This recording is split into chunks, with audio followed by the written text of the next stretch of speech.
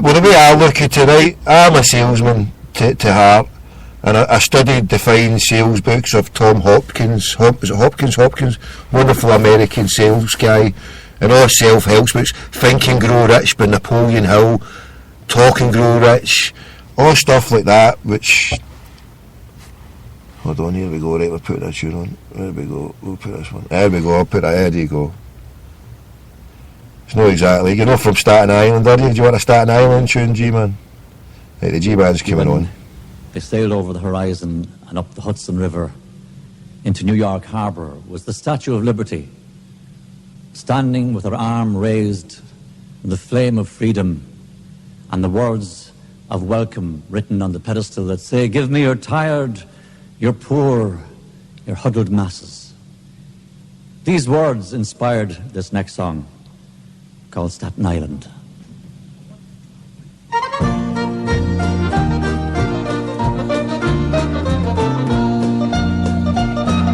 We sailed our ship up the Hudson River to the wild Atlantic. We said farewell on Staten Island. When we landed, there we had our tale to tell. We're the poor, the huddled masses. We have crossed the lonely sea, left the old world for the new world, left the old ways to be free. We left our homes in 47, turned our backs against the wind. From our ships of creaking timber, we bid farewell to a famished land. We're the poor, the huddled masses. We have crossed the lonely sea, left the old world for the new world, left the old ways to be free. With heavy hearts we left behind us memories of better days, old men talking, children laughing as we danced the night away. We're the poor, the huddled masses. We have crossed the lonely sea, left the old world for the new world, left the old ways to be free.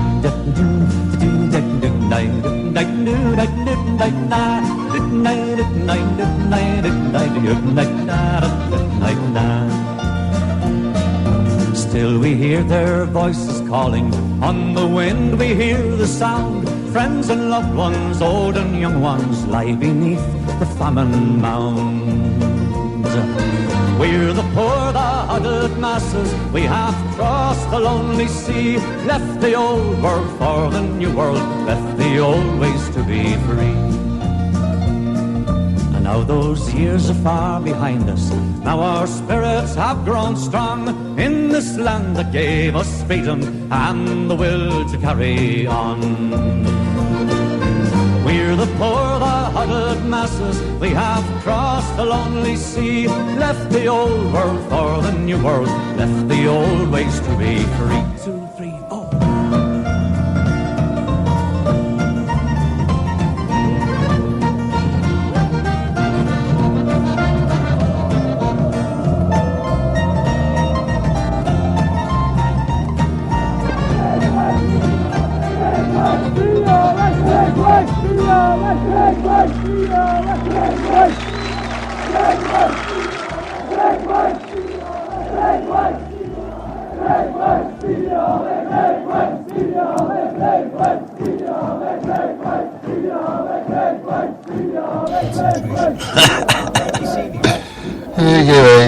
You gotta love him, brother. You gotta love him. Right, turn this nonsense off here. Right. So yes, I'm a salesman to heart. And Celtic just ain't doing things right there. The stuff I heard with this good brother here earlier on, he's hitting the nail on the head. And earlier on, when I was listening to this good brother's show, I was tuned in from outside Celtic Park. Hello. Tommy. Hey, what's happening? What's happening, brother? That was brilliant. I was surreal. I was sitting outside using the broadband of Celtic along with my wee dongle, but I tuned into the Celtic one. I thought I might as well use that. At the same time, what I was doing, I was listening to you, and I had on the stream of the Arsenal Liverpool Liverpool game from MS, is it NBC or whatever it is there? Yeah. They got it streaming all the time here in the States, and then I saw you in the chat room sitting outside. You mentioned you were out by the statues. You're a resourceful one, so you are. You use the resources that are put forth from Celtic right there. You're listening to my show right outside the offices. It's just too bad that Pedro wasn't there for me to yell at him. He was too busy in Beijing trying to tap up the Panda Express, to bring in their talent to be the next wave of Celtic superstars. But whoever phoned in there.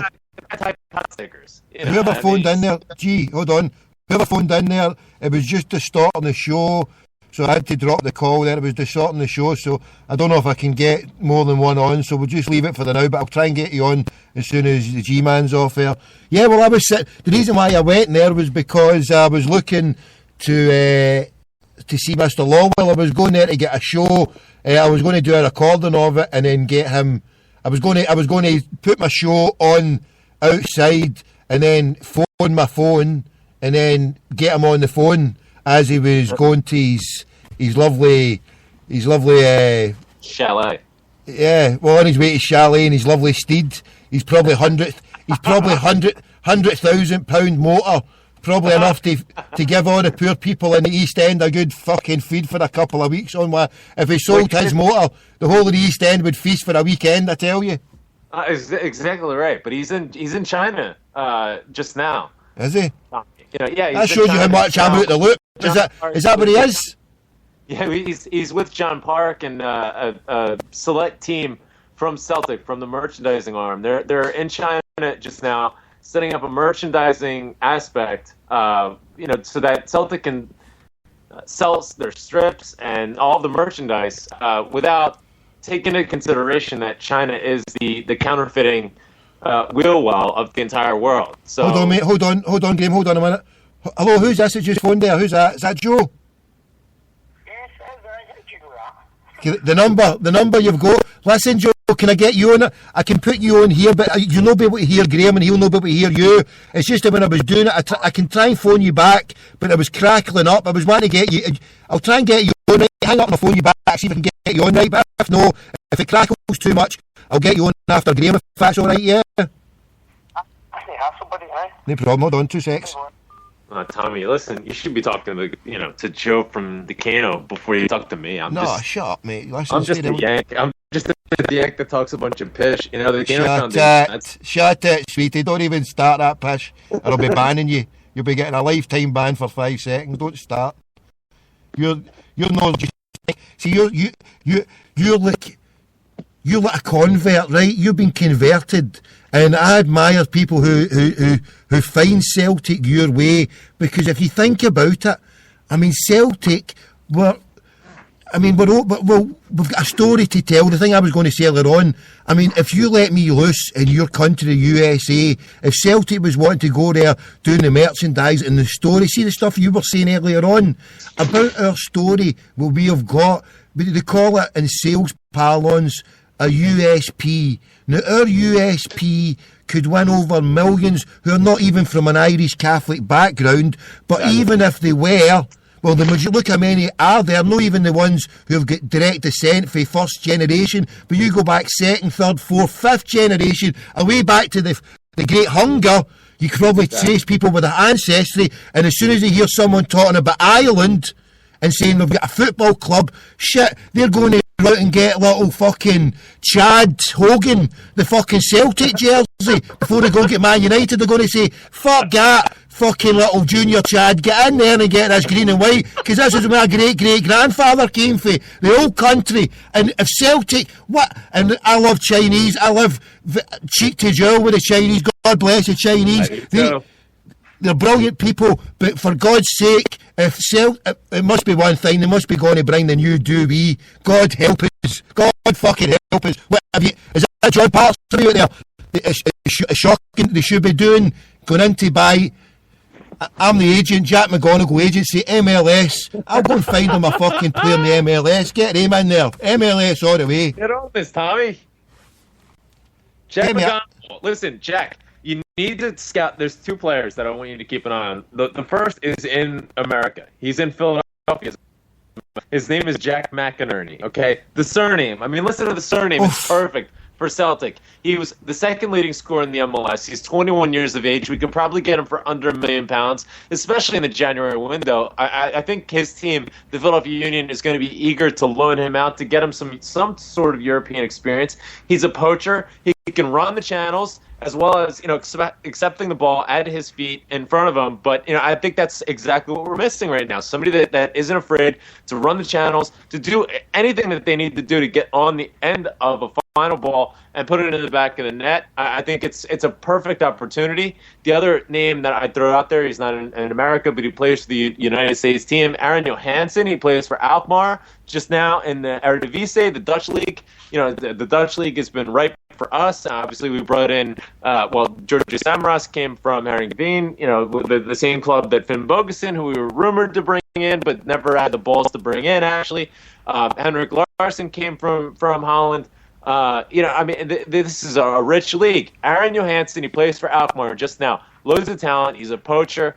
He plays for the U.S. national team. I think it's a perfect opportunity for us to go from strength to strength. It wouldn't cost much to bring him in, but you're right. I mean, the American market, we don't just like a winning team or a team with superstars. We want a story. And like you said, there are so many people here, not just first generation, but second generation, third generation. Anytime you bring up the Irish, and an Irish story and an underdog, a situation that you bring up a club was formed for charitable purposes. I mean, we talked about this on the show today. You don't need Hollywood writers. The story has already been written. It just needs to be presented to the people here, and they have money and they want to spend and they want to consume in this club. And where is Pedro right now? He's in China.